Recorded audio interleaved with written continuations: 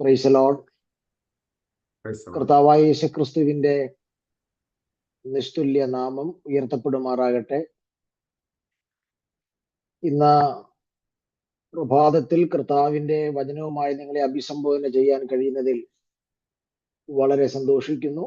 ഒരു പ്രാവശ്യം കൂടെ USA ചാപ്റ്ററിന്റെ 4-ാം യാമത്തിൽ കർത്താവിന്റെ വചനവുമായി നിങ്ങളെ ശുശ്രൂഷിക്കുന്നതിൽ വളരെ സന്തോഷിക്കുകയും ഇന്ന് ഈ മീറ്റിംഗിൽ പങ്കെടുക്കുന്ന എല്ലാ ദൈവജന ശ്രോതാക്കൾക്കും കർത്താവിന്റെ ദാസന്മാർക്കുമുള്ള ക്രിസ്തീയ വന്ദനങ്ങൾ നമ്മുടെ കർത്താവും രക്ഷിതാവുമായ യേശു ക്രിസ്തുവിന്റെ വന്യ പരിശുദ്ധ നാമത്തിൽ അറിയിക്കുന്നു. വളരെ പെട്ടെന്ന് ഒരു തിരുവചന ഭാഗം നിങ്ങളുമായി പങ്കുവെക്കാൻ കർത്താവിൽ ശരണപ്പെടുകയാണ്. ദാനിയേലിന്റെ പുസ്തകത്തിലേക്ക് നമ്മുടെ ശ്രദ്ധയെ കൊണ്ടുപോകാം. ദാനിയേൽ പ്രവചനം 9-ാം അധ്യായത്തിലേക്ക് നമ്മുടെ ശ്രദ്ധയെ കൊണ്ടുപോകാം. ദയവായിട്ട് തിരുവെഴുത്തുള്ളവരൊക്കെ തിരുവെഴുത്തുകൾ തുറക്കണം. ദാനിയേൽ പ്രവചനം 9-ാം അധ്യായം 23-ാമത്തെ വാക്യം. നീ ഏറ്റവും പ്രിയനാകയാൽ നിന്റെ യാചനകളുടെ ആരംഭത്തെങ്കിൽ തന്നെ കൽപ്പന പുറപ്പെട്ട് നിന്നോട് അറിയിപ്പാൻ ഞാൻ വന്നുമിരിക്കുന്നു. അതുകൊണ്ട് നീ കാര്യം ചിന്തിച്ച് ദർശനം ഗ്രഹിച്ചുകൊള്ളുക. വാക്യം ഒരിക്കൽ കൂടി നിങ്ങളുടെ ശ്രദ്ധയിൽ കൊണ്ടുവരുന്നു. ദാനിയേൽ 9:23. നീ ഏറ്റവും പ്രിയനാകയാൽ നിന്റെ യാചനകളുടെ ആരംഭത്തെങ്കിൽ തന്നെ കൽപ്പന പുറപ്പെട്ടു നിന്നോട് അറിയിപ്പാൻ ഞാൻ വന്നുമിരിക്കുന്നു. അതുകൊണ്ട് നീ കാര്യം ചിന്തിച്ച് ദർശനം ഗ്രഹിച്ചുകൊള്ളുക. ദാനിയേലിന്റെ പുസ്തകം 9-ാം അധ്യായം പ്രവചനപരമായി ഏറെ പ്രാധാന്യമുള്ള അധ്യായമാണ്. അന്ത്യകാല ശാസ്ത്രവുമായി ബന്ധപ്പെട്ട് ഭാവിയിൽ സംഭവിക്കാൻ പോകുന്ന ചില വിഷയങ്ങളെ കുറിച്ചുള്ള ആധികാരികമായ വെളിപ്പെടുത്തൽ ദാനിയേലിന് ലഭിച്ച ഒരു അധ്യായമാണ് 9-ാം അധ്യായം. ആ വിഷയങ്ങളെ കുറിച്ച് ഞാൻ ഇപ്പോൾ പരാമർശിക്കുന്നില്ല. നമുക്ക് ആവശ്യമുണ്ടെങ്കിൽ നമുക്ക് ആ വിഷയത്തിലേക്ക് പോകുവാൻ കഴിയും. ഈ പുസ്തകത്തിന്റെ ഒരു പഠനത്തിലേക്കും അല്ല ഞാൻ വരുന്നത്. അതുകൊണ്ട് തന്നെ ഈ പുസ്തകത്തെ കുറിച്ചും ഒരു മുഖവുരയുടെ ആവശ്യം ഉണ്ടെന്ന് എനിക്ക് തോന്നുന്നില്ല. സ്തോത്രം. നമ്മള് ഈ ദിവസങ്ങൾ ചിന്തിക്കാൻ വേണ്ടി ആഗ്രഹിക്കുന്ന വിഷയം എല്ലാവർക്കും കേൾക്കാൻ സുഖമുള്ളതും ഇപ്പോൾ നമ്മുടെ ചുറ്റുപാട് കൂടുതലായി കേൾക്കുന്നതും ആളുകൾ ആഗ്രഹിക്കുന്നതും പറയുന്നതുമായ ഒരു വാക്കാണ് സ്തോത്രം. റിവൈവൽ എന്ന പദമാണ്, അല്ലെങ്കിൽ റിവൈവ് എന്ന പദമാണ്. ഉണർവ്, ആ പദം എല്ലാവർക്കും ഇഷ്ടമുള്ളൊരു പദമാണ്. ഉണർവ് എന്ന് പറയുന്ന പദം എല്ലാവർക്കും ഇഷ്ടമുള്ളൊരു പദമാണ്.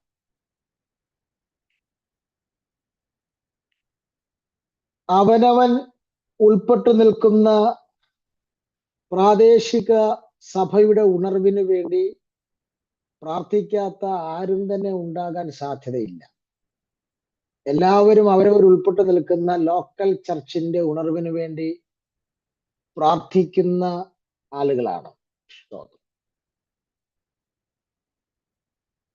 ചരിത്രം നമ്മൾ പരിശോധിച്ചാൽ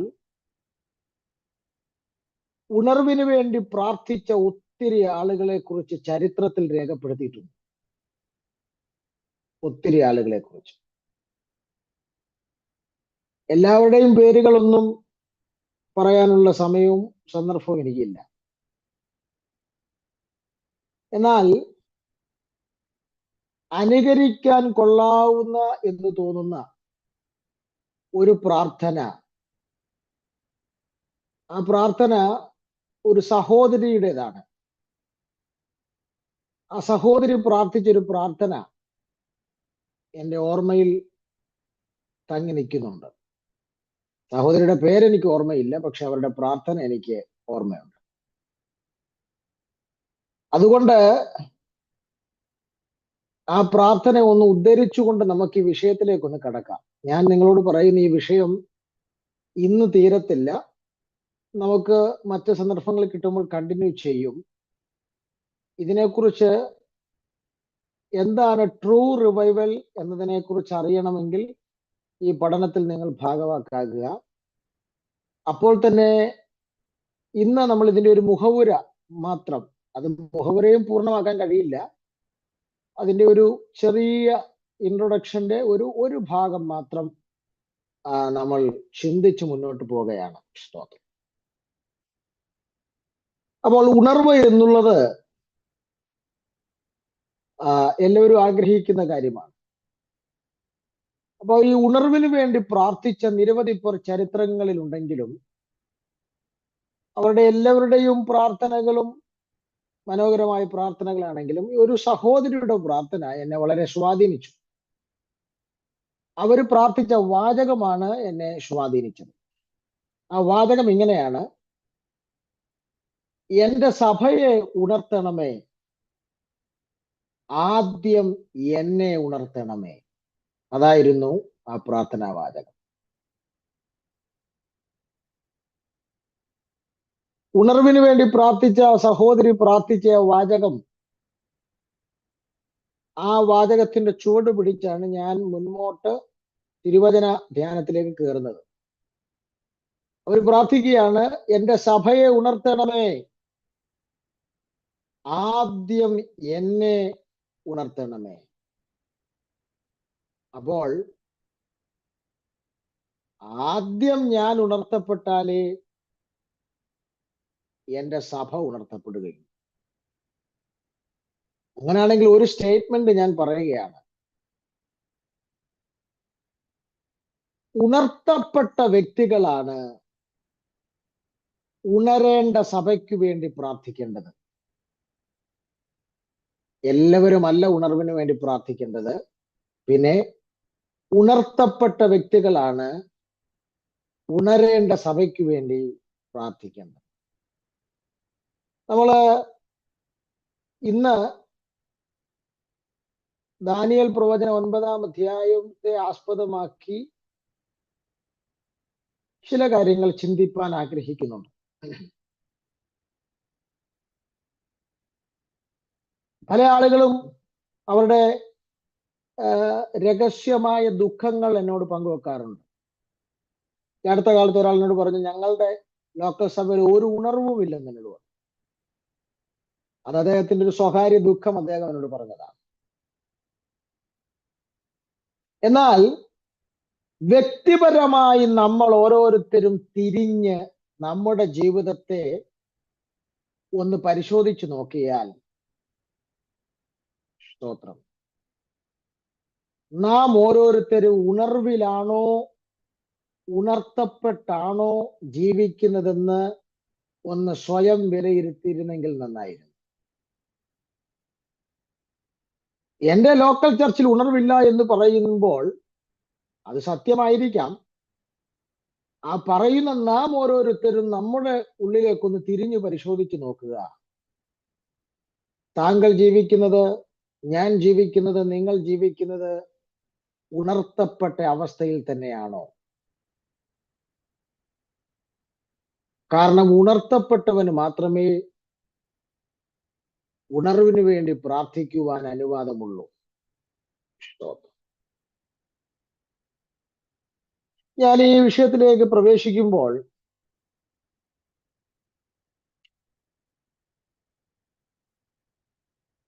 നമ്മൾ ഓരോരുത്തരും ഉണർത്തപ്പെട്ടാൽ നമ്മുടെ സഭയ്ക്ക് വേണ്ടി, നമ്മുടെ ജനത്തിനു വേണ്ടി, പ്രിയപ്പെട്ടവർക്ക് വേണ്ടിയൊക്കെ അവരുടെ ഉണർവിന് വേണ്ടി പ്രാർത്ഥിക്കാൻ നമ്മളെ കൊണ്ട് കഴിയൂ. അതിന് നാം ഉണർത്തപ്പെടണം. അതാണ് ആദ്യത്തെ പടി എന്ന് പറയുന്നത്.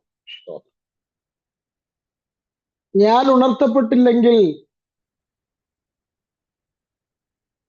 ഉണർവ് നല്ലതാണല്ലോ എന്നോർത്ത് പ്രാർത്ഥിക്കാം, അതിന് കുഴപ്പമൊന്നുമില്ല.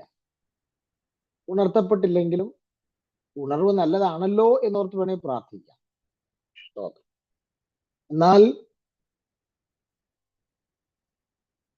ഉണർത്തപ്പെട്ടവന് മാത്രമേ ഉണർവിനു വേണ്ടി പ്രാർത്ഥിക്കാനുള്ള ഒരാവേശവും ആത്മപ്രേരിതമായ അനുഭവവും ഉണ്ടാകും.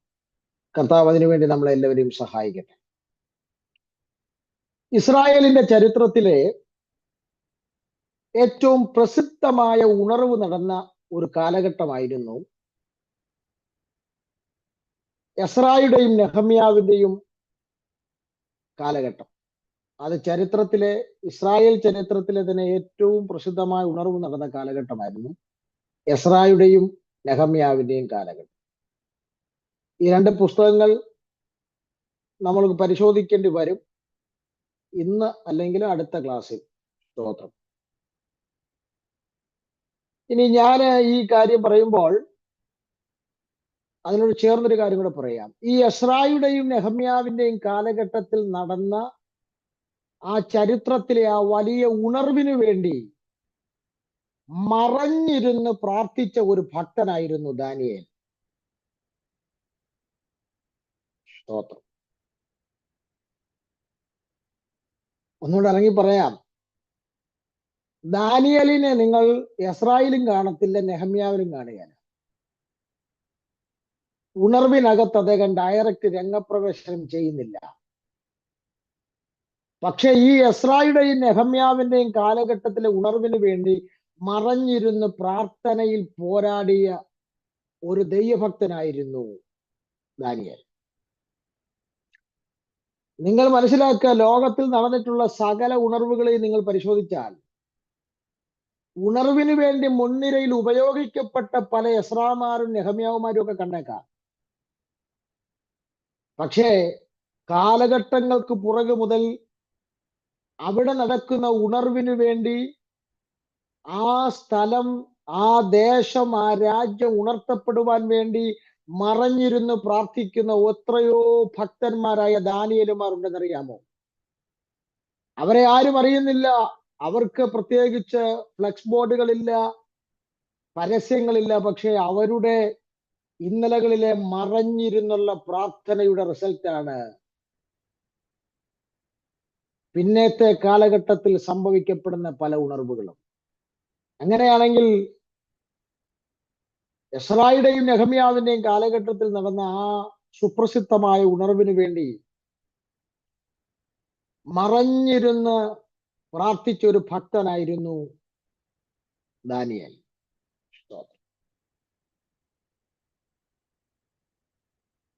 ആ പ്രാർത്ഥനയാണ് നമുക്ക് 9-ാം അധ്യായത്തിൽ കാണാൻ കഴിയുന്നത്. ആ ഉണർവിന് വേണ്ടി ദാനിയേൽ മറഞ്ഞിരുന്ന് പ്രാർത്ഥിക്കുന്ന പ്രാർത്ഥനയാണ് നമുക്ക് ദാനിയേൽ 9-ാം അധ്യായത്തിൽ കാണാൻ കഴിയുന്നത്. ഇവിടെ ഈ പ്രാർത്ഥനകള്, ദാനിയേലിന്റെ ആ പ്രാർത്ഥന ശ്രദ്ധിച്ചാൽ യെരൂശലേം നഗരം പണിയപ്പെടാൻ വേണ്ടി, യെരൂശലേം ദേവാലയം പണിയപ്പെടാൻ വേണ്ടി, പഴയതുപോലെ ഇസ്രായേൽ മക്കൾക്ക് അവിടെ പാർക്കാൻ വേണ്ടി, ഒരു പുതുക്കിപ്പണിയലിന് വേണ്ടി, ഒരു പുനരുത്ഥാനത്തിന് വേണ്ടി, ഒന്നുകൂടെ ഒരു ഉണർവ് അവിടെ വെളിപ്പെടാൻ വേണ്ടി അദ്ദേഹം പ്രാർത്ഥിക്കുകയാണ് 9-ാം അധ്യായത്തിൽ. പ്രാർത്ഥിക്കുമ്പോൾ അദ്ദേഹം പല കാര്യങ്ങൾ ഏറ്റുപറഞ്ഞുമൊക്കെയാണ് പ്രാർത്ഥിക്കുന്നത്. നമുക്ക് 9-ാം അധ്യായത്തിലേക്ക് വരുമ്പോൾ 3-ാം വാക്യം മുതലാണ് അദ്ദേഹത്തിന്റെ പ്രാർത്ഥന ആരംഭിക്കുന്നത്. ഉണർവിന് വേണ്ടി പ്രാർത്ഥിക്കാൻ അദ്ദേഹം ഉപവസിക്കുകയാണ്. രട്ടുടുത്തും വെണ്ണീറിലിരുന്നും കൊണ്ട് അദ്ദേഹം ഉപവസിക്കുന്നതാണ് 3-ാം വാക്യത്തിൽ കാണുന്നത്. കൂടാതെ പ്രാർത്ഥനയോടും യാചനയോടും കൂടെ അപേക്ഷിക്കുകയാണ്. അതിനുവേണ്ടി ദൈവമായ കർത്താവിലേക്ക് മുഖം തിരിക്കുന്നു. ഈ കാലത്ത് ഉണർവെന്ന് പറഞ്ഞ് കുറച്ച് ബഹളങ്ങൾ നടക്കുകയല്ലാതെ ഇങ്ങനെ ഉണർവിന് വേണ്ടി കൂടിയിരുന്ന് ഉപവസിക്കുന്ന ആളുകൾ വളരെ കുറവാണ്. രട്ടിലും വെണ്ണീറിലും ഇരിക്കുന്ന ആളുകൾ കുറവാണ്. ഉണർവിന് വേണ്ടി യാചനയോടും പ്രാർത്ഥനയോടും കൂടെ അപേക്ഷയോടുകൂടെ ദൈവമായ കർത്താവിലേക്ക് മുഖം തിരിക്കുന്ന ആളുകൾ കുറവാണ്.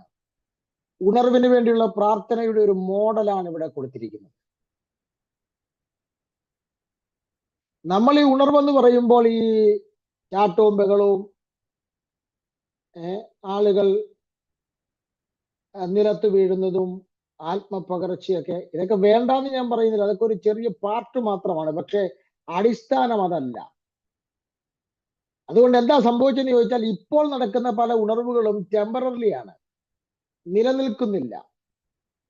കഴിഞ്ഞ ദിവസം ഒരാളിനോട് പറഞ്ഞു, 21 ദിവസം സഭയിൽ ഉപവാസ പ്രാർത്ഥന വെച്ചപ്പോൾ ഭയങ്കര ഉണർവായിരുന്നു. പക്ഷെ 2 ഞായറാഴ്ച കഴിഞ്ഞപ്പം, 21 കഴിഞ്ഞ് 2 ഞായറാഴ്ച കഴിഞ്ഞപ്പം ചർച്ച് പഴയതുപോലെ തന്നെ ട്രൈ ആയിപ്പോയി. എന്താ നിലനിൽക്കാത്തത്? അടിസ്ഥാനം നല്ലതല്ലായിരുന്നു.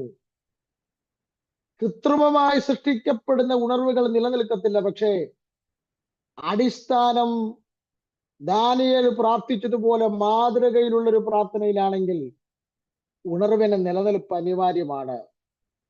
നിലനിൽപ്പ്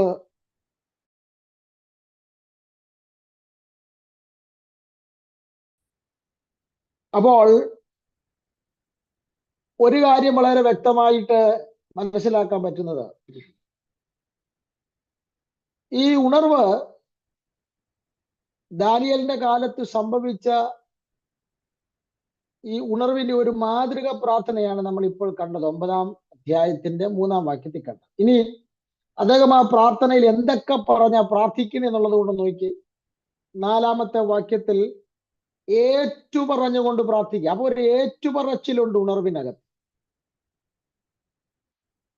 ഉണർവിനകത്ത് എന്തുണ്ട്? ഒരു ഏറ്റുപറച്ചിലുണ്ട്. ഉണർവിന്റെ പ്രാർത്ഥനയിൽ ഒരു ഏറ്റുപറച്ചിലുണ്ട് പ്രിയരെ. 4-ാം വാക്യം അദ്ദേഹം പറയുന്നത് ഏറ്റുപറഞ്ഞത് എന്തെന്നാൽ എന്ന് പറഞ്ഞാണ്. അപ്പോൾ ഉണർവിന്റെ പ്രാർത്ഥനയ്ക്കകത്ത് ഒരു ഏറ്റുപറച്ചിലുണ്ട്. ഞാൻ പല ഉണർവുകളിലും പോയി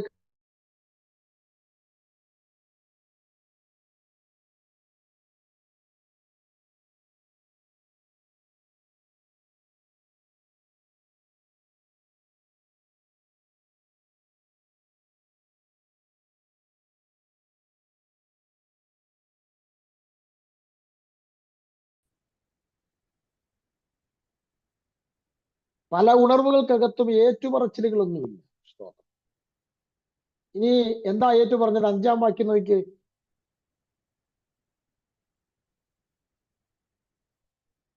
ഞങ്ങൾ പാപം ചെയ്തു, വികടമായി നടന്നു, ദുഷ്ടത പ്രവർത്തിച്ചു, മത്സരിച്ചു, നിന്റെ വിധികൾ വിട്ടുമാറി. ഇതൊക്കെ ഏറ്റുപറയുക. എന്താ ഏറ്റുപറയുന്നത്? ഞങ്ങൾ പാപം ചെയ്തതും വികടമായി നടന്നതും ദുഷ്ടത പ്രവർത്തിച്ചതും മത്സരിച്ചതും കൽപ്പന വിട്ടുമാറിയതെല്ലാം ഏറ്റുപറയുക. ഇനി അത് മാത്രമല്ല, 6-ാം വാക്യത്തിൽ വരുമ്പോൾ പ്രവാചകന്മാരുടെ വാക്കുകളെ കേട്ടനുസരിക്കാത്തത് അവർ ഏറ്റുപറയുന്നു.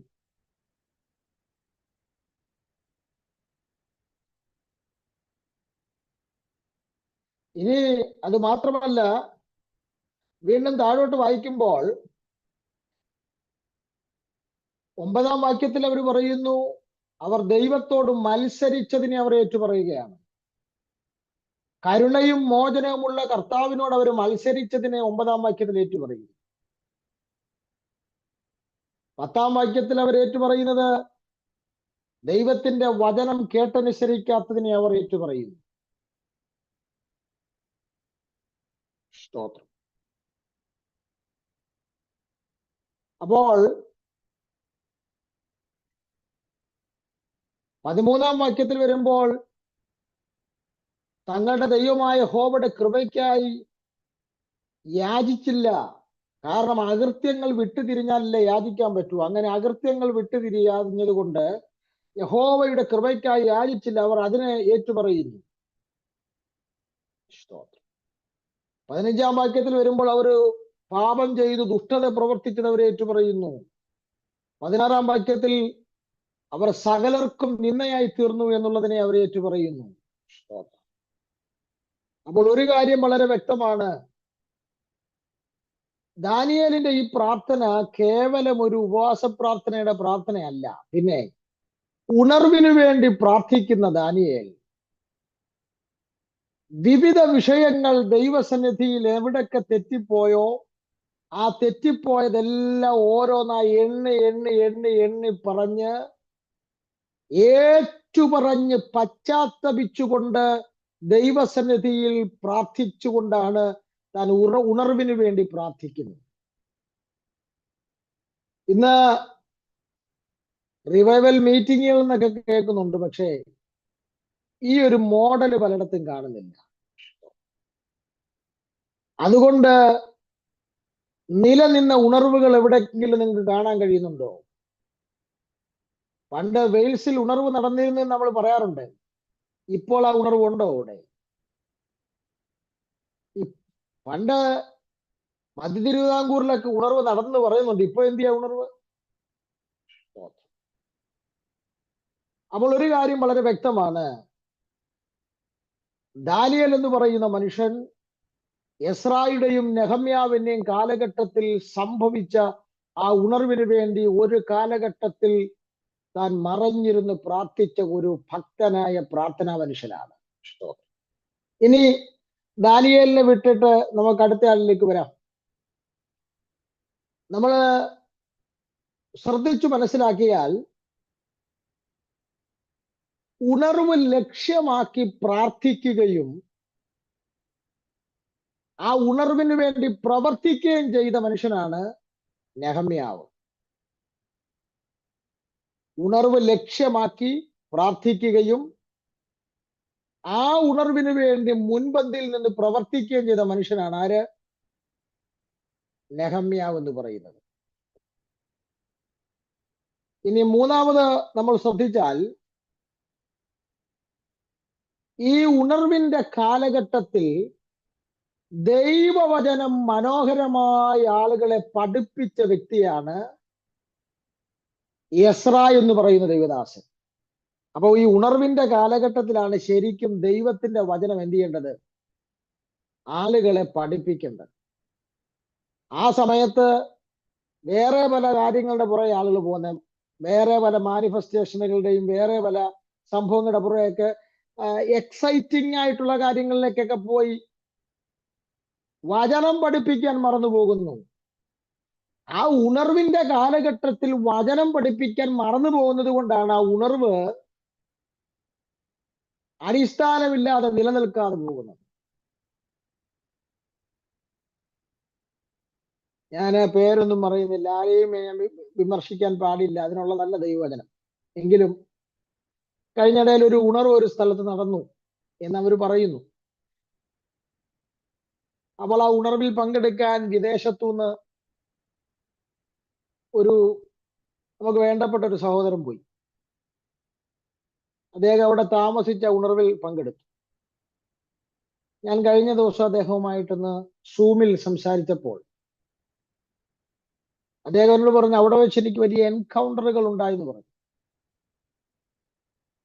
ഓക്കെ, ഞാൻ അദ്ദേഹത്തോട് ചോദിച്ചു, അത് വ്യക്തിപരമായി ഉണ്ടാകുന്ന എൻകൗണ്ടറുകൾ നമുക്ക് നിഷേധിക്കാൻ പറ്റാത്ത കാര്യമാണ്. അത് അവനവനുണ്ടാകുന്ന പേഴ്സണൽ എക്സ്പീരിയൻസ് ആണ്. അപ്പൊ ഞാൻ അദ്ദേഹത്തോട് ചോദിച്ചു, ആട്ടെ, അത്രയും ദിവസം അവിടെ താമസിച്ചില്ലേ, ഈ സമയത്ത്, ആ ഉണർവിൽ ഭാഗവാക്കായ സമയത്ത് എന്താണ് നിങ്ങൾ കേട്ട ദൈവവചനം, എന്താണ് നിങ്ങൾ കേട്ട സന്ദേശം എന്താന്ന് ചോദിച്ചപ്പോ അദ്ദേഹം കുറച്ചു നേരം മിണ്ടായിരുന്നു.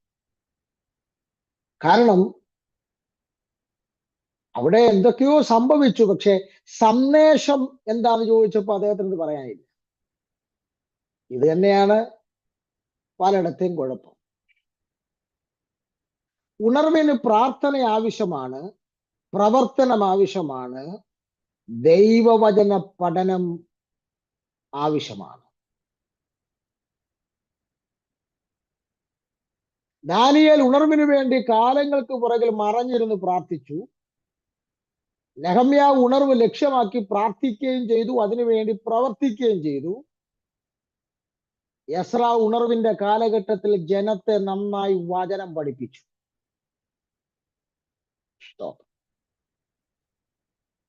അപ്പോൾ ഒരു കാര്യം വളരെ വ്യക്തമായി മനസ്സിലാക്കാൻ പറ്റുന്ന കാര്യം, സ്തോത്രം, ഈ 9-ാം അധ്യായത്തിന്റെ 23-ാം വാക്യത്തിൽ നിന്ന് എനിക്ക് മനസ്സിലായൊരു മർമ്മം, സ്തോത്രം, ദാനിയേൽ ഉണർവിന് വേണ്ടി പ്രാർത്ഥിക്കുകയാണ്. ഞാൻ പറഞ്ഞല്ലോ, അവിടെ 23-ാമത്തെ വാക്യത്തിൽ പറയുകയാണ്, നീ ഏറ്റവും പ്രിയനാകയാൽ. അപ്പോൾ ദാനിയേൽ ദൈവത്തിന് ഏറ്റവും പ്രിയനായിരുന്നു. നീ ഏറ്റവും പ്രിയനാകയാൽ, എന്താ പ്രിയനായതുകൊണ്ട്? നിന്റെ യാചനകളുടെ ആരംഭത്തെങ്കിൽ തന്നെ കൽപ്പന പുറപ്പെട്ടു എന്ന് പറഞ്ഞാൽ, നീ ഈ വിഷയം യാചിച്ചപ്പോ തന്നെ നിനക്കുള്ള മറുപടി പുറപ്പെട്ടു. അത് നിന്നോട് അറിയിപ്പാൻ ഞാൻ വന്നുമിരിക്കുന്നു. അപ്പൊ ഒരു കാര്യം ഞാൻ അവിടെ നിന്ന് പറയാം, ഒരു സ്റ്റേറ്റ്മെന്റ് പറയാം. ദാനിയേൽ ഉണർവിന് വേണ്ടി പ്രാർത്ഥിച്ചപ്പോൾ തന്നെ, യാചിച്ചപ്പോൾ തന്നെ അതിനുള്ള മറുപടി പ്രാർത്ഥനയുടെ ആരംഭ സമയത്ത് തന്നെ പുറപ്പെട്ടു.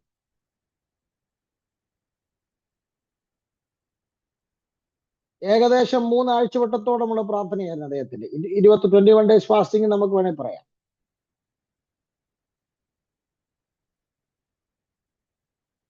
ഞാൻ അവിടുന്ന് മനസ്സിലാക്കിയ ഒരു ചിന്ത, ദാനിയേൽ എന്ന ഈ ദൈവമനുഷ്യൻ അദ്ദേഹം പ്രാർത്ഥിച്ച ആ പ്രാർത്ഥനയുടെ ആരംഭത്തെങ്കിൽ തന്നെ മറുപടി ദൈവം അയച്ചെന്നു. എന്താ ഇതിന്റെ അർത്ഥം? ഒറ്റ അർത്ഥമേ ഉള്ളൂ.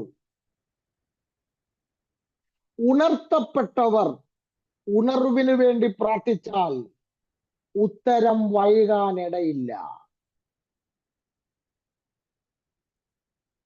ചെവി തുറന്ന് നന്നായി കേട്ടോണം. പലരും ഉണർവിന് വേണ്ടി പ്രാർത്ഥിച്ച് ഊപ്പാട് വന്നുകൊണ്ടിരിക്കുകയാണ് ഇവിടെ. എന്നാൽ ഞാൻ ആത്മാവിൽ ചിലരോട് പറയുന്നു, ഉണർത്തപ്പെട്ടവർ ഉണർവിന് വേണ്ടി പ്രാർത്ഥിച്ചാൽ മറുപടി വൈകാൻ ഇടയില്ല എന്ന് ദാനിയേലിന്റെ ജീവിതത്തിലൂടെ പരിശുദ്ധാത്മാവ് സംസാരിക്കുന്നു.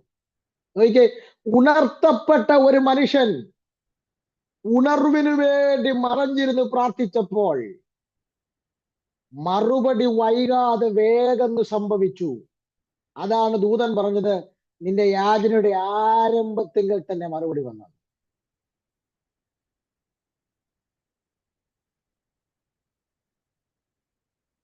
ഞാൻ ഈ വചനം ഇന്ന് രാവിലെയൊക്കെ ഇരുന്ന് ഇങ്ങനെ പഠിക്കുമ്പം ഈ സ്റ്റേറ്റ്മെന്റ് ഒന്നെടുത്ത് ചിലർക്കൊന്ന് അയക്കട്ടെ എന്ന് ഞാൻ കരുതി. പക്ഷെ ആദ്യം നിങ്ങളോട് സംസാരിക്കാമെന്ന് ചിന്തിച്ചു. കാരണം ഉണർത്തപ്പെട്ടവർ ഉണർവിന് വേണ്ടി പ്രാർത്ഥിച്ചാൽ മറുപടി അധികം വൈകുകയില്ല.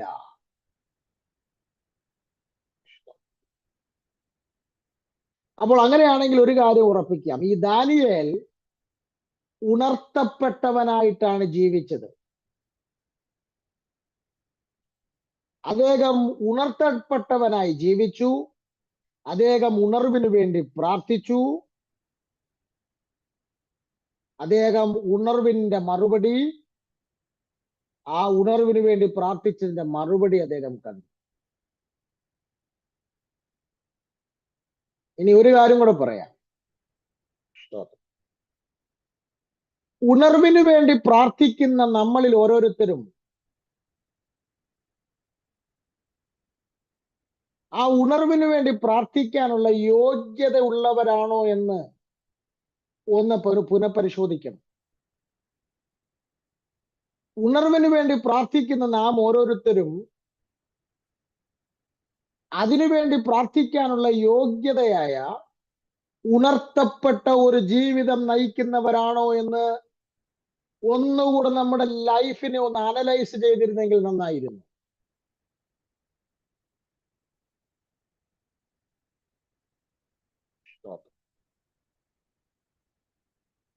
ഞാന്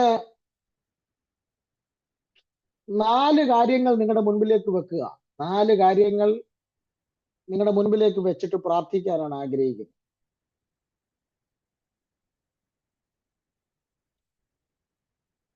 4 കാര്യമെന്ന് പറഞ്ഞാൽ അത് മറ്റൊന്നുമല്ല, ദാനിയേൽ എന്ന ഈ മനുഷ്യൻ ഉണർത്തപ്പെട്ടവനായിട്ടാണോ ജീവിച്ചത് എന്നുള്ളതിന് 4 തെളിവുകൾ.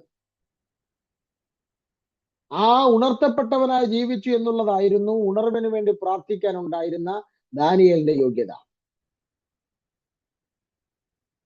ദാനിയേലിന്റെ ചരിത്രത്തിൽ നിന്ന് അദ്ദേഹം ഉണർത്തപ്പെട്ടവനായിട്ടാണോ ജീവിച്ചത് എന്നുള്ളതിന് 4 തെളിവുകൾ നമുക്ക് ഒന്ന് നോക്കാം.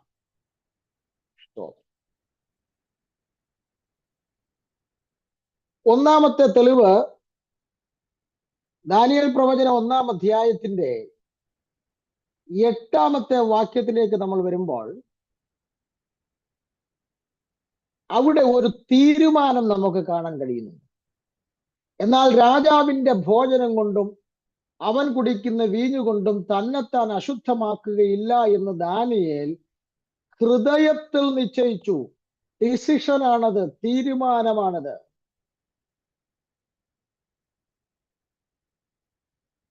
നിങ്ങൾ ഇത് വായിക്കുമ്പോൾ ഒരു കാര്യം ഓർക്കണം. ഏറ്റവും വലിയ ആത്മീക തകർച്ചയുടെ കാലഘട്ടത്തിലാണ് ദാനിയേൽ ബാബിലോണിലേക്ക് വരുന്നത്. ദാനിയേൽ ബാബിലോണിൽ വരുമ്പോൾ ടീനേജ് ആണ്, ഒരു ബാലകനാണ്. കൂടി വന്നാൽ 14-നും 17-നും ഇടയ്ക്കുള്ള പ്രായമേ ഉള്ളൂ. ചിലര് മാത്രം 18 വയസ്സെന്ന് പറയുന്നുണ്ട്. നമുക്കത് ആക്യുറേറ്റ് പറയാൻ കഴിയത്തില്ല. 14-നും 18-നും ഇടയിൽ എന്ന് വേണേൽ പറയാം, അല്ലെങ്കിൽ 17-നും ഇടയിലുള്ള ടീനേജ് കാലഘട്ടത്തിലാണ് അദ്ദേഹം ബാബിലോണിലേക്ക് വരുന്നത്. എന്ന് പറഞ്ഞാൽ ദൈവവുമായിട്ടുള്ള എല്ലാ ബന്ധവും യഹൂദ ജനത്തിന്റെ തകർന്ന് തരിപ്പണമായ ഒരാത്മീക അധപ്പതനത്തിന്റെ കാലഘട്ടത്തിലാണ് ബാബിലോണിലേക്ക് നെബൂഖദ്നേസറാൽ പിടിക്കപ്പെട്ട അദ്ദേഹം വരുന്നത്. ടീനേജ് പ്രായമാണ്.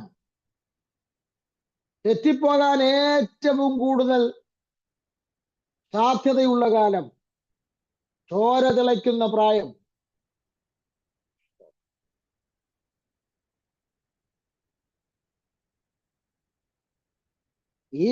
ഇവരുടെ യഹൂദാജനത്തിന്റെ ഏറ്റവും വലിയ ആത്മീക അധപ്പതനത്തിന്റെ കാര്യം എന്നൊക്കെ പറഞ്ഞ് ഇരമ്യാവിന്റെ പുസ്തകം നിങ്ങൾ വായിച്ചാൽ 36-ാം അധ്യായം 23-ാമത്തെ വാക്യമൊക്കെ പഠിച്ചാൽ ഇവരുടെ ആത്മീയ അധപ്പതനത്തിന്റെ അത്യുച്ചകോടി നിൽക്കുക. കാരണം യിരെമ്യാവ് 36-ന്റെ 23-ല് യഹോയാക്കീം എന്ന് പറയുന്ന രാജാവ്, യഹൂദ രാജാവാണ്. അദ്ദേഹം യിരെമ്യാവിലൂടെ ദൈവം പറഞ്ഞ അരുളപ്പാടുകൾ ഒരു തോൾച്ചുറിൽ എഴുതി വെച്ച അരുളപ്പാടുകൾ മൊത്തം അദ്ദേഹം കണ്ടിച്ച് അത് കഷ്ണം കഷ്ണമാക്കിയിട്ട് നെരിപ്പോടിനകത്ത് തീക്കകത്തിട്ട് ചുട്ടുകളഞ്ഞു. ദൈവത്തിന്റെ പ്രമാണങ്ങളെ യാതൊരു ഭയവുമില്ലാതെ ചുട്ടുകളഞ്ഞ രാജാക്കന്മാർ പാർത്തിരുന്ന കാലമായിരുന്നു അവസാനമായ പ്രവാസത്തിലേക്ക് വരുന്നതിന് തൊട്ടു മുമ്പുള്ള യഹൂദയുടെ കാലഘട്ടം. ആത്മീക അധപ്പതനത്തിന്റെ അത്യുച്ചകൂടി നിൽക്കുക. ആ കാലഘട്ടത്തിൽ നിന്ന് ഒരു ടീനേജുകാരൻ ബാബിലോണിലേക്ക് വരുന്നെന്ന് ഓർക്കണം. ആത്മീക ഉന്നതിയിൽ നിന്ന ഒരു തലത്തിൽ നിന്നാണ് ബാബിലോണിലേക്ക് വരുന്നതെങ്കിൽ നമുക്ക് അത്രയും കുഴപ്പമില്ല. പക്ഷെ ആത്മീക അധപ്പതനത്തിന്റെ ഏറ്റവും വലിയ അത്യുച്ചകോടി നിൽക്കുമ്പോഴാണ് ഇവർ പ്രവാസത്തിലേക്ക് വരുന്നത്. അപ്പോഴാണ് ദാനിയേലും വരുന്നത്. പക്ഷേ ദാനിയേൽ ഉണർത്തപ്പെട്ടവനായിട്ടാണ് ബാബിലോണിൽ ജീവിച്ചെന്നുള്ളതിന്റെ ആദ്യത്തെ തെളിവ് നമുക്ക് മനസ്സിലാക്കാൻ കഴിയുന്നത്, വിശുദ്ധി സൂക്ഷിക്കുവാൻ വേണ്ടി രാജാവിന്റെ ഭോജനവും അവർക്ക് കുടിക്കാൻ കൊടുത്ത വീഞ്ഞും വേണ്ട എന്നൊരു തീരുമാനം ദാനിയേൽ എടുത്തു. ഒരു ടീനേജുകാരന്റെ ഡിസിഷനാണ്. അപ്പം എന്റെ ചോദ്യം, നമ്മൾ ചിലരൊക്കെ പിള്ളേരൊക്കെ തെറ്റിയോ, പിള്ളേരല്ലേ വാസേ, അവരുടെ പ്രായമല്ലേ ഇത്, സ്തോത്രം. പക്ഷെ ഇവിടെ നിങ്ങൾ നോക്കൂ, ഒരു ടീനേജുകാരന്റെ തീരുമാനം കണ്ടോ? അപ്പൊ ഒരു ബാലകനും തീരുമാനമെടുക്കാൻ കഴിയും. എന്റെ വിശുദ്ധിക്ക് കോട്ടം വരുന്ന ഒന്ന് ഞാൻ കാണുകയോ കഴിക്കുകയോ ഇടപെടുകയോ ചെയ്യത്തില്ലെന്നൊരു ബാലകന് തീരുമാനമെടുക്കാൻ കഴിയും. അതാണ് ദാനിയേൽ ഇവിടെ എടുത്തത്. രാജാവിന്റെ ഭക്ഷണം കൊണ്ടും രാജാവിന്റെ വീഞ്ഞുകൊണ്ടും ഞങ്ങളെ അശുദ്ധമാക്കുകയില്ല. എന്താ ഈ തീരുമാനത്തിന് മനസ്സിലാകുന്നത്? അദ്ദേഹം പാർക്കുന്നത് സ്വന്തം ദേശത്തല്ലെങ്കിലും അന്യരാജ്യത്താണെങ്കിലും ആ രാജ്യത്തും താൻ ഉണർത്തപ്പെട്ടവനായി ജീവിച്ചു എന്നുള്ളതിന്റെ തെളിവാണ്.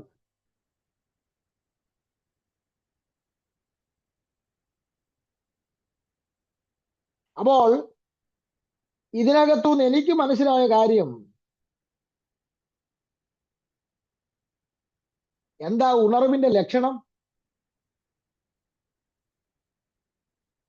ഈ ഒന്നാമത്തെ ദാനിയേലിന്റെ താൻ ഉണർത്തപ്പെട്ടവനായി ജീവിച്ചു എന്നുള്ളതിന്റെ ഈ തെളിവിൽ നിന്ന് ഉണർവിന്റെ ലക്ഷണം എന്താണെന്ന് ചോദിച്ചാൽ ഞാൻ പറയും, ഉണർവിന്റെ ലക്ഷണം എന്താണെന്ന് ചോദിച്ചാൽ പാപത്തോട് പ്രാണത്യാഗത്തോളം എതിർത്ത് നിൽക്കുന്നതാണ് ഉണർവിന്റെ തെറ്റിക്കൂടാത്ത ഒന്നാമത്തെ ലക്ഷണം.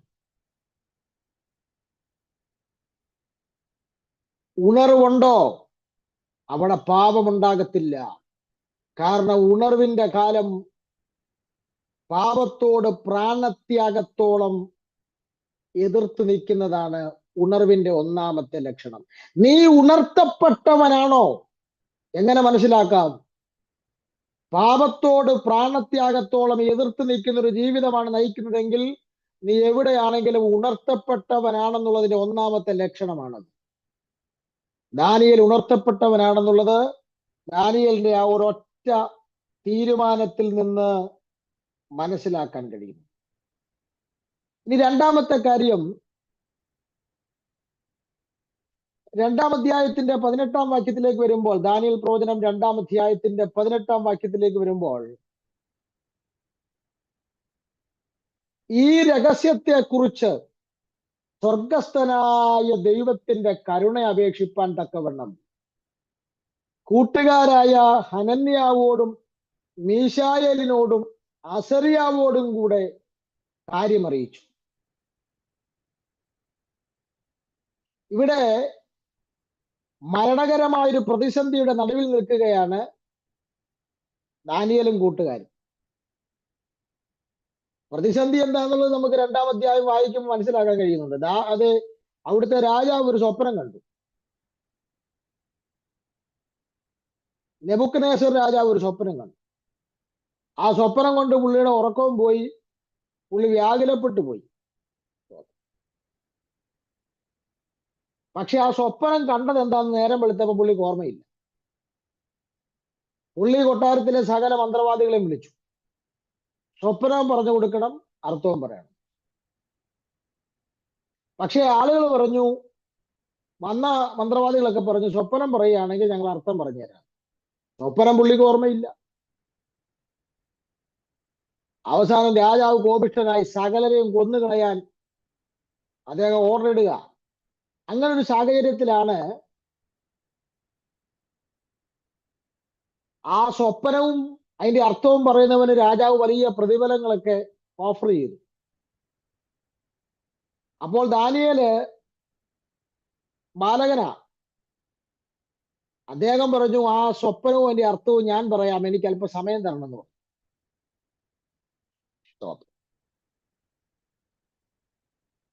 നോക്കുക, അപ്പോൾ ദാനിയേൽ ഇത് ഏറ്റെടുത്തു. സ്വപ്നം പറയാം, അതിന്റെ അർത്ഥവും പറയാം.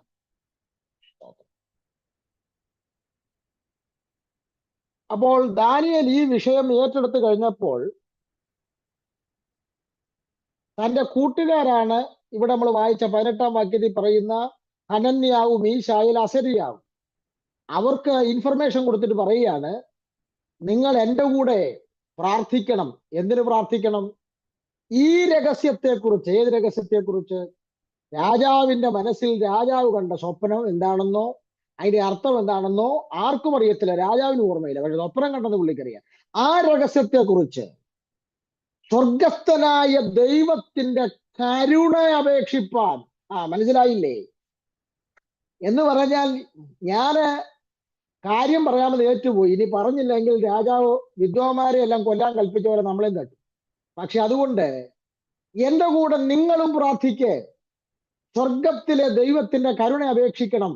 ആ രഹസ്യം വെളിപ്പെടുത്താൻ കഴിയുന്നവൻ അവൻ മാത്രമാണ്. കാരണം നിലവുകളെയും ഹൃദയങ്ങളെയും ഉൾപ്പൂവുകളെയും ആരായുന്ന ഒരുവൻ ഇസ്രായേലിന്റെ ദൈവമായ യഹോവ മാത്രമാണ്. അപ്പൊ ഒരു കാര്യം എനിക്ക് മനസ്സിലായി. എന്താണെന്ന് ചോദിച്ചാൽ, സ്തോത്രം, ദൈവത്തിൽ പൂർണ്ണമായി ആശ്രയിക്കുന്ന ദാനിയേലിനെയും കൂട്ടുകാരെയാണ് ഞാൻ കണ്ടത്. അപ്പോൾ ഉണർവിന്റെ രണ്ടാമത്തെ ലക്ഷണം അല്ലെങ്കിൽ ഉണർവിന്റെ കാലഘട്ടത്തിന്റെ പ്രത്യേകത ആവശ്യത്തിന്റെയും പ്രതിസന്ധിയുടെയും മുഖത്ത് ദൈവത്തിൽ മാത്രം ആശ്രയിക്കുന്ന ഒരു ജീവിതമാണ് ഉണർവിന്റെ ലക്ഷണം.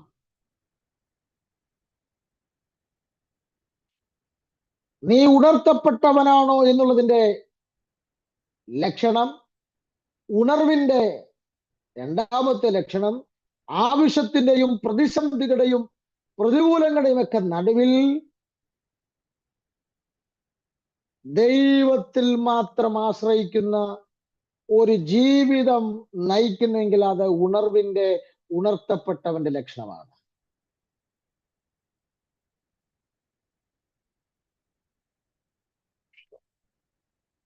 അങ്ങനെയുള്ളവർക്കേ പറയാൻ പറ്റൂ, എന്റെ നീതിമാൻ വിശ്വാസത്താൽ ജീവിക്കും. വേറെ ഒന്നും അവനില്ല കാണാൻ.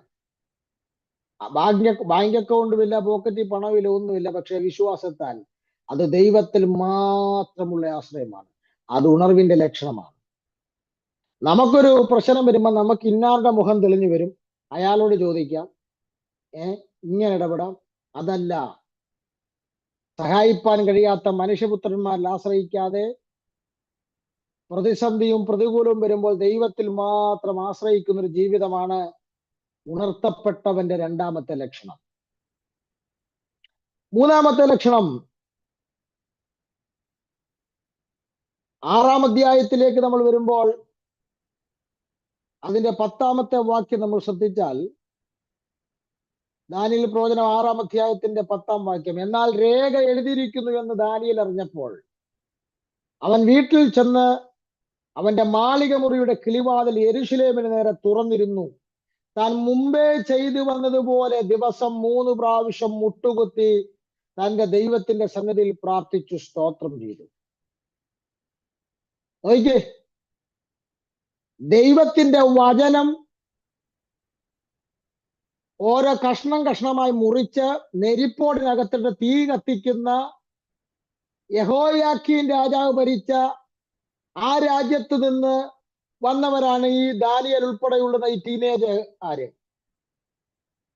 അപ്പൊ അവരും ആ തലമുറയെ പിന്തുടർന്ന് വന്നവരാണ്. അവരും ഇങ്ങനെയാണ് വചനത്തോട് പ്രതികരിക്കേണ്ടത്. പക്ഷേ ഇവിടെ ദാനിയേലിൽ ഞാൻ കണ്ട പ്രത്യേകത എന്താന്ന് ചോദിച്ചാൽ, ഒരു രാജാവ് ദൈവത്തിന്റെ വചനത്തെ തീയിൽ കത്തിച്ചു കളഞ്ഞപ്പം ഇവിടെ ദൈവത്തിന്റെ പ്രമാണത്തിനു വേണ്ടി സിംഹക്കുഴിയിലേക്ക് പോകാൻ തയ്യാറായ ഒരു മനുഷ്യനെയാണ് ഞാൻ കണ്ടത്. ദൈവത്തിന്റെ പ്രമാണത്തിനു വേണ്ടി സിംഹക്കുഴിയിൽ പോകാൻ തയ്യാറായ ഒരു ദാനിയേൽ. 30 ദിവസത്തേക്ക് രാജാവിനോട് മാത്രമേ പ്രാർത്ഥിക്കാവുന്നതാണ് കൽപ്പന. എന്നാൽ ആ കൽപ്പന ലംഘിച്ച് ദൈവസന്നിധിയിൽ ഇരിക്കുന്ന ഒരു ദാനിയേലിനെയാണ് ഞാൻ കാണുന്നത്. ദൈവത്തെ പ്രസാദിപ്പിക്കാൻ രാജകൽപ്പന ലംഘിച്ച് ദൈവസന്നിധിയിൽ ഇരിക്കുന്ന ഒരു ദാനിയേൽ. അപ്പോൾ ഒരു കാര്യം ഞാൻ വളരെ വ്യക്തമായിട്ട് പറയാം, ഈ പ്രാർത്ഥന എന്നുള്ളത് പുതിയ നിയമപ്രകാരം ഉപദേശ വിഷയമാണ്. അപ്പോസ്തല പ്രവൃത്തിയിലെ ഡോക്ട്രിൻസുകൾ പഠിക്കുമ്പോൾ പ്രാർത്ഥന ഒരു ഉപദേശമാണ്. ഇനി അങ്ങനെ അല്ലെങ്കിൽ കൂടെ ഞാൻ ഇതിന് ഒരൊറ്റ സ്റ്റേറ്റ്മെന്റ് പറയാം. ഉണർത്തപ്പെട്ടവന്റെ മൂന്നാമത്തെ ലക്ഷണം എന്താണെന്ന് ചോദിച്ചാൽ, ഉപദേശപരമായ വിശുദ്ധി സൂക്ഷിക്കുന്ന ഒരു ധീരനാണ് ഉണർത്തപ്പെട്ടവന്റെ മൂന്നാമത്തെ ലക്ഷണം. ഉപദേശപരമായ വിശുദ്ധി സൂക്ഷിക്കുന്നവൻ ഒരു ധീരനാണ് ഉണർത്തപ്പെട്ടവന്റെ മൂന്നാമത്തെ ലക്ഷണം. എന്ന് പറഞ്ഞാൽ ദൈവം കൊടുത്ത പ്രമാണങ്ങൾ സൂക്ഷിക്കാനുള്ള ആഴമേറിയ പ്രതിബദ്ധത ദാനിയേലിൽ നമുക്ക് കാണാൻ കഴിയും. അല്ലെ, ദാനിയേലിൽ ഇതൊക്കെ സിമ്പിളായിട്ട് കണ്ടാൽ മതിയല്ലോ. പക്ഷെ ദൈവം കൊടുത്ത പ്രമാണം ഏത് രാജ്യത്താണെങ്കിലും, ഇനി അമേരിക്കയിലാണെങ്കിലും, ഇനി ഏത് രാജ്യത്താണെങ്കിലും, ബാബിലോണിലാണെങ്കിലും, ഞങ്ങൾ ഇസ്രായേലിലല്ലോ യഹൂദയിലല്ലോ എന്ന് പറഞ്ഞല്ല, എവിടെയാണെങ്കിലും ദൈവം കൊടുത്ത പ്രമാണങ്ങളെ സൂക്ഷിക്കാനുള്ള ആഴമേറിയ പ്രതിബദ്ധത ദാനിയേലിൽ കണ്ടു. അത് ഉണർത്തപ്പെട്ടവന്റെ മൂന്നാമത്തെ ലക്ഷണമാണ്. ദൈവം കൊടുത്ത പ്രമാണങ്ങൾ സൂക്ഷിക്കാനുള്ള ആഴമേറിയ പ്രതിബദ്ധതയുള്ളവനാണ് ഉപദേശ വിശുദ്ധിയെ സൂക്ഷിക്കുന്ന ധീരനാണ് ഉണർത്തപ്പെട്ടവൻ. നാലാമത്തെ കാര്യം നമ്മൾ ആ വാക്യത്തിൽ തന്നെ, ദാനിയേൽ 6:10 തന്നെ നമ്മൾ ശ്രദ്ധിച്ചാൽ നാലാമത്തെ കാര്യം മനസ്സിലാക്കാൻ പറ്റുന്നത്, ഇദ്ദേഹം പ്രാർത്ഥിക്കുന്നതിന് മുൻപ്, പ്രാർത്ഥിക്കാൻ ഇരിക്കുമ്പോൾ അദ്ദേഹം എന്ത് ചെയ്തു? തന്റെ വീടിന്റെ കിളിവാതിലുകൾ യെരൂശലേമിന് നേരെ തുറന്നിട്ടു. അങ്ങനെയാണ് വായിച്ചിരിക്കുന്നത്. തന്റെ മാളിക മുറിയുടെ കിളിവാതിൽ യെരൂശലേമിന് നേരെ തുറന്നിട്ടു. അതിന്റെ ആവശ്യമുണ്ടോ? അതിന്റെ ആവശ്യം ഉണ്ടോ? അതിന്റെ ആവശ്യമുണ്ട്. എന്തുകൊണ്ടാണ് അതിന്റെ ആവശ്യം? 137 സങ്കീർത്തനം 5-6 വാക്യങ്ങൾ വായിക്കുമ്പോൾ അവിടെ എഴുതിയിട്ടുണ്ട്, എന്തുകൊണ്ടാണ് ദാനിയേൽ തന്റെ വീടിന്റെ കിളിവാതിലുകൾ യെരൂശലേമിന് നേരെ തുറന്നിട്ട്. 137 സങ്കീർത്തനം 5 വാക്യം പറയുന്നത്, യെരൂശലേമേ, നിന്നെ ഞാൻ മറക്കുന്നു എങ്കിൽ എന്റെ വലങ്കൈ മറന്നു പോകട്ടെ. അപ്പോൾ താൻ പ്രാർത്ഥിക്കുന്നതിന് മുമ്പ് തന്റെ വീടിന്റെ കിളിവാതിലുകൾ യെരൂശലേമിന് നേരെ തുറന്നിടാൻ കാരണം, തങ്ങൾ ഇപ്പോൾ യെരൂശലേമിലല്ല, ബാബിലോണിലാണ്. പക്ഷെ ഞങ്ങൾ യെരൂശലേമിനെ മറന്നിട്ടില്ല എന്നുള്ളതിന്റെ തെളിവാണ് യെരൂശലേമിന് നേരെ കിളിവാതിലുകൾ തുറന്നിട്ടത്. 6 വാക്യം പറയുന്നു, നിന്നെ ഞാൻ ഓർക്കാതെ പോയാൽ, യെരൂശലേമിനെ എന്റെ മുഖ്യ സന്തോഷത്തെക്കാൾ വിലമതിക്കാതെ പോയാൽ എന്റെ നാവ് അണ്ണാക്കിനോട് പറ്റിപ്പോകട്ടെ. അപ്പോൾ പ്രാർത്ഥിക്കുന്നതിന് മുമ്പ് തന്റെ വീടിന്റെ കിളിവാതിലുകൾ യെരൂശലേമിന് നേരെ തുറന്നിടാൻ കാരണം, യെരൂശലേം ഇപ്പോഴും തന്റെ മുഖ്യ വിഷയമാണെന്ന് അതിലൂടെ ദാനിയേൽ തെളിയിക്കുകയാണ്. യെരൂശലേം ബാബിലോണിൽ കിടക്കുന്ന എനിക്ക് ഇപ്പോഴും മുഖ്യ വിഷയമാണെന്ന് തെളിയിക്കാനാണ് താൻ പ്രാർത്ഥിക്കുന്നതിന് മുമ്പ് കിളിവാതിലുകൾ യെരൂശലേമിന് നേരെ തുറന്നിട്ടത്. അപ്പൊ ഒരു കാര്യം വ്യക്തമാണ്, ദാനിയേലിന്റെ പ്രാർത്ഥനയ്ക്ക് ഒറ്റ ലക്ഷ്യമേ ഉള്ളൂ, യെരൂശലേമിന്റെ ഉദ്ധാരണം, യഹൂദ ജനത്തിന്റെ ഉദ്ധാരണം. അതായിരുന്നു അദ്ദേഹത്തിന്റെ പ്രാർത്ഥനയുടെ ലക്ഷ്യം. അതുകൊണ്ട് എന്താ പറ്റിയെന്നറിയാമോ? യെരൂശലേമിന്റെയും യഹൂദ ജനത്തിന്റെയും ഉണർവിനെ മാത്രം, ഉദ്ധാരണത്തെ മാത്രം ലക്ഷ്യമാക്കിക്കൊണ്ട് പ്രാർത്ഥിച്ച ദാനിയേൽ ആ പ്രാർത്ഥനയുടെ ഉത്തരം തന്റെ കാലഘട്ടത്തിൽ തന്നെ കണ്ടു. നീ മരിച്ചു പോയതിനു ശേഷം അല്ല, പിന്നെ നീ ചില രാജ്യങ്ങളുടെ ആകട്ടെ, വ്യക്തികളുടെ ആകട്ടെ, സഭയുടെ ആകട്ടെ, കുടുംബങ്ങളുടെ ആകട്ടെ, ദേശത്തിന്റെ ആകട്ടെ ഉണർവിന് വേണ്ടി അതിനെ ലക്ഷ്യമാക്കിക്കൊണ്ട് നീ പ്രാർത്ഥിക്കുന്ന ഒരു വ്യക്തിയാണെങ്കിൽ നിന്റെ കാലഘട്ടത്തിൽ തന്നെ ആ ഉണർവ് നീ കണ്ടിരിക്കും. ദാനിയേൽ ആ ഉണർവിനകത്തേക്ക് ഡയറക്റ്റ് ഭാഗമാക്കായില്ലെങ്കിൽ തന്നെയും തന്റെ കാലഘട്ടത്തിൽ തന്നെ ആ ഉണർവ് സംഭവിച്ചു.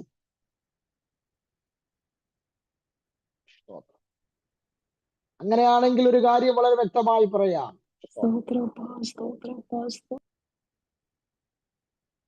ദാനിയേൽ എന്ന് പറയുന്ന ഈ മനുഷ്യൻ, അദ്ദേഹം ഉണർത്തപ്പെട്ടവനായിരുന്നു എന്നുള്ളതിന്റെ നാലാമത്തെ തെളിവാണ് പ്രാർത്ഥിക്കുന്നതിന് മുൻപ് അദ്ദേഹം യെരൂശലേമിലേക്ക് കിളിവാതിലുകൾ തുറന്നിട്ട്. നീ 9-ാം അധ്യായം നിങ്ങൾ പരിശോധിച്ചാൽ, 9-ാം അധ്യായത്തിൽ ഈ പറഞ്ഞ വിഷയങ്ങളെക്കാൾ വലിയൊരു മഹത്വകരമായ കാര്യം കൂടെ ദൈവം വെളിപ്പെടുത്തുന്നുണ്ട്. നമ്മുടെ ടോപ്പിക് അല്ല, അവസരം ഉണ്ടെങ്കിൽ പിന്നീട് നമുക്ക് ചിന്തിക്കാം. എന്താണ്? 9-ാം അധ്യായത്തിലാണ് 70 ആഴ്ചവട്ടത്തെ കുറിച്ചുള്ള പ്രവചനം, ദൈവം ഭാവിയിൽ നടക്കാൻ പോകുന്ന ആ പ്രവചന വിഷയത്തെ കുറിച്ച് ദൈവം ദാനിയേലിന് വെളിപ്പെടുത്തി കൊടുക്കുന്നത് ഈ അധ്യായത്തിലാണ്. ഈ പ്രാർത്ഥനയുടെ മറുപടി ആയിട്ടാണ് കൊടുക്കുന്നത്. അപ്പോൾ ഒരു കാര്യം വളരെ വ്യക്തമാണ്,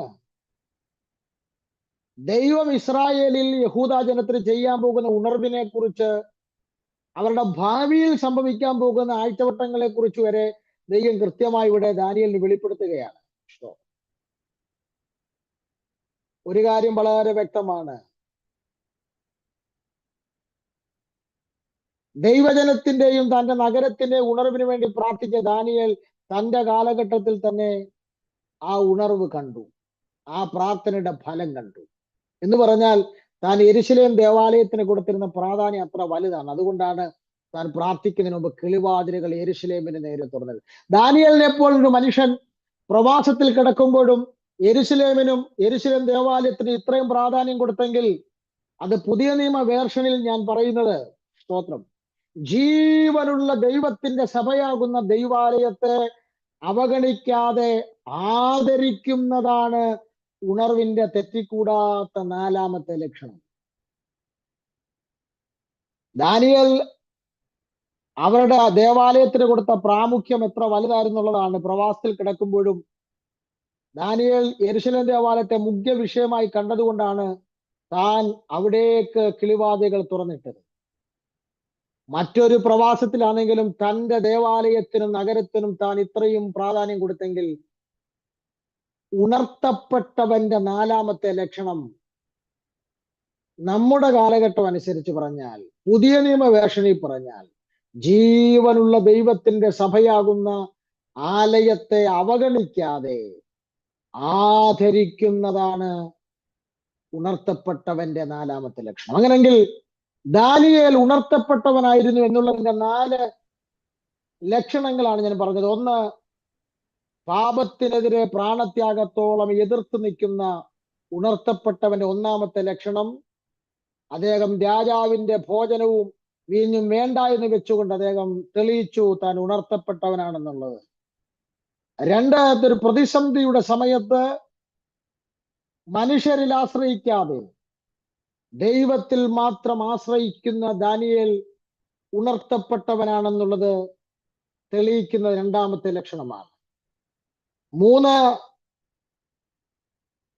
ഏതു സാഹചര്യത്തിലാണെങ്കിലും ദൈവം കൊടുത്ത പ്രമാണങ്ങൾ സൂക്ഷിക്കാൻ ആഴമേറിയ പ്രതിബദ്ധത തനിക്കുണ്ടായിരുന്നു എന്ന് താൻ ആ രാജ്യത്ത് ജീവിച്ചുകൊണ്ട് തെളിയിച്ച